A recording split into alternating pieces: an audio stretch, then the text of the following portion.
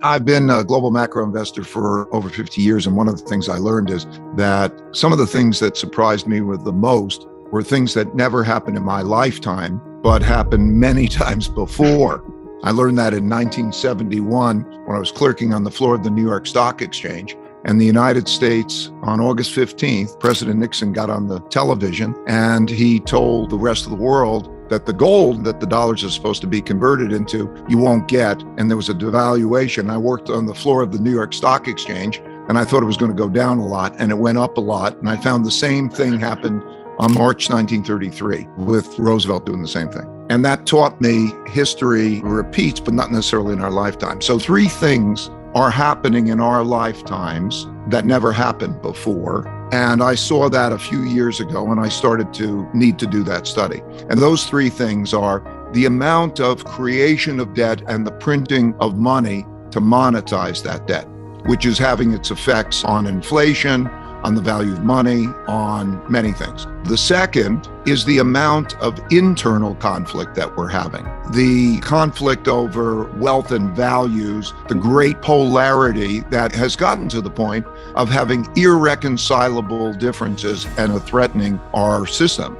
And the third is the rise of a great power to challenge the existing great power and the existing world order. In other words, the rise of China. 1945, we created the existing world order that we're in, and that is being challenged. So that's what prompted me to study those things. And in order to do that, I had to study the last 500 years of history because these are big cycles.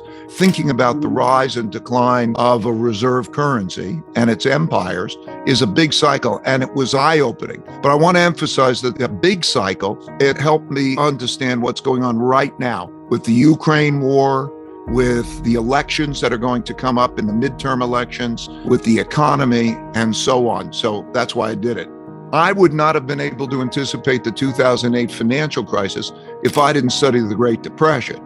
So this is true. And this is one of the curses of our existence, is that we haven't been through wars before. Our generation has not had experiences before, things that happen regularly. So experiences and painful experiences have taught me that I needed it. We're going into an environment with this large creation of debt and printing of money, which is very much like going from the 1960s to the 1970s. You know, what happens is people get used to an environment. There's a paradigm, and a paradigm is sort of a mindset. And so if you look at it, they often last about a decade. The 70s was an inflationary decade. The 80s was a disinflationary decade.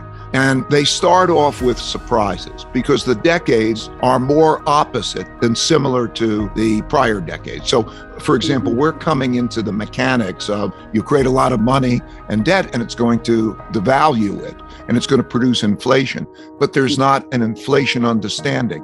So there's a mentality, for example, that people think, well, what's safe is to keep my money in cash because it doesn't go up and down and it's safe. And they haven't yet learned that it's not safe because you lose buying power. And so if the inflation rate is 7% and you have a 0 return, you just lost 7% buying power. So by helping people to understand those things, how the environments have changed and the cause-effect relationships and where we are in the middle of it has been very helpful. What makes a country healthy and successful? One of the things I did was use measurements so that you can measure these things. And there's a cycle, and the cycle starts off with the basics. Usually there's an order. An order means a new system that comes into place. 1945, there's a war. The winners of the war get to determine the rules. That war can be an external war, it could be a civil war, but then the new power comes in and there's a new system, new rulers. And the basics start off with good quality civility with each other. Education. Education is a leading indicator of everything. If you put education and civility and working together and not having the conflicts, that period usually after the war is a period of peace and prosperity also, because there's a dominant power. Nobody wants to fight the dominant power. And it's also, wars are great leveling devices. They reduce wealth gaps. They wipe out debts and so on. And so there's a cycle of that kind of improvement. But naturally, as things improve and living standards arise, wealth gaps widen and also debts increase. And it's quite true for countries that have reserve currencies because they're allowed to borrow from the rest of the world because the rest of the world wants to save in that currency. And so quite often that cycle produces a lot more debt and larger wealth gaps. It also produces great inventiveness, but it also enters a new generation who haven't been through war, who might become maybe a little bit more decadent and not invest in infrastructure and education and the fundamentals that make things healthy. And as a result, you get larger wealth gaps and you get angry and you have more debt. And so a classic set of ingredients is that level of indebtedness and then losing the fundamentals. And of course, what happens is other competitors rise. So other countries after the war, Germany, Japan, they recover, China and other countries recover, and they become viable competitors in that. And so the power of that one dominant power ceases to be as dominant, and then there become more conflicts. So there are fundamentals. The fundamentals are basically, are you earning more than you're spending? Are you well-educated and civil with each other? Are you productive? Are you competitive in the world? And so you can go from country to country right now and almost assess that. Those countries which are earning more than they're spending, that people are civil with each other and there's not internal order, and there's not a risk of an external conflict, are the ones that are best off. The Ukrainian situation is part of a greater story, which is the world being bifurcated and not dominated by a single power. And you can see how it's lining up. You can see which countries, by their actions, are lining up which ways in this conflict. The United States, the NATO countries, as it pertains to the Ukraine, but not as it would pertain to Asia.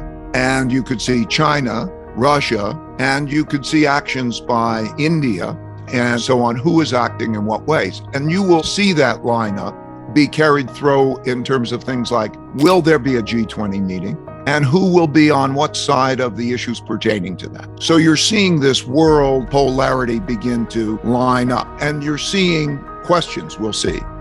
This is like a test war. Many cases, in most cases in war, there's not a good understanding of how the actual war would take place. So it's very interesting when there is an actual war to take place to learn things, such as learning what the military power is and the possibility of escalating that war by Russia if Putin loses that war. Do they go to other escalated forms of conflict, such as nuclear? And also, it's a test of American sanctions. The greatest weapon the United States has, the only really unique weapon anymore, is the power of its economic sanctions. So the world is getting to see, will those sanctions work? Will they change the outcome? For example, what will be the economic consequences to Russia of those? Will that be a 10 or 12% decrease in GDP, which would mean not a very tolerable set of circumstances? And so we're learning three things I think we're learning at the moment. First, will Putin and Russia win this war? And I'll define win the war as being able to have control of the southeastern part of the Ukraine and gain territory. Number two, the impact on Russia is less than intolerable. In other words, it's tolerable. Number three, that he remains in power. If those things exist, then he would have a win. In other words, the cost of it would have been worth it. So there's that question. The second question is, what will this mean for sanctions, the power of sanctions, and also the cost of sanctions? Because we have a cost in the form of holders of dollar-denominated assets in many countries are now nervous that they could be sanctioned. You know, will the Chinese, will the Indians, will the Middle Easterns, who might be sanctions? And that's having an effect on capital flows. So what we'll learn, what will that effect be? And then we will learn of how the sides line up. And that is really a lot of learning for what the next episode is going to look like. It's so interesting. If you were to watch these things happen, World War II, you'd see almost identical. In other words, you would see that Japan was sanctioned, a series of sanctions. The oil was embargoed. The assets were frozen, and they were trapped, in a sense, economically. And then they responded with Pearl Harbor. And you could see always economic warfare, intense like that, cut them off, is something that happens before there's a military conflict. It's almost like it reads the same. But it's true that over time, the world has become more interconnected. It's interesting with the First World War. I mean, think about it. If you go back a few hundred years, it took a day. In a day, you could travel 25 miles. Today, in a day, you can be on the other side of the world. There's instant communications. So the First World War was the First World War. And the Second World War brought us more together, and it was the Second World War.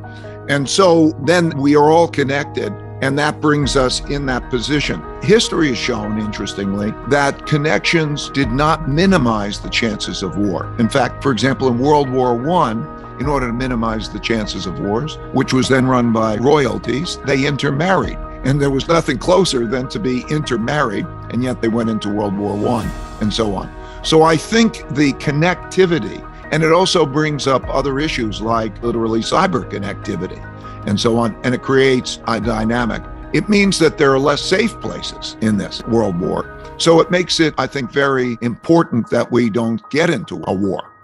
Today, how we are with each other is scaringly different. And it's measured in the statistics and the charts that are shown in my book. There is the greatest political polarity since 1900. And there's a real question of whether in the next election, either side will accept losing. There is a question about the acceptance of the rules. There is a moving to different states, not just for tax reasons, but for values differences, great differences. And there's much more fighting between the rich and the poor. And there are great differences, greater differences. It becomes always more and more intense until there is a war. We are in the early stages of a type of civil war. You know, that's what goes on. And of course, once you cross a line, then there's a fight. When the causes that people are behind are more important to them than the system is in jeopardy. And that's what we have.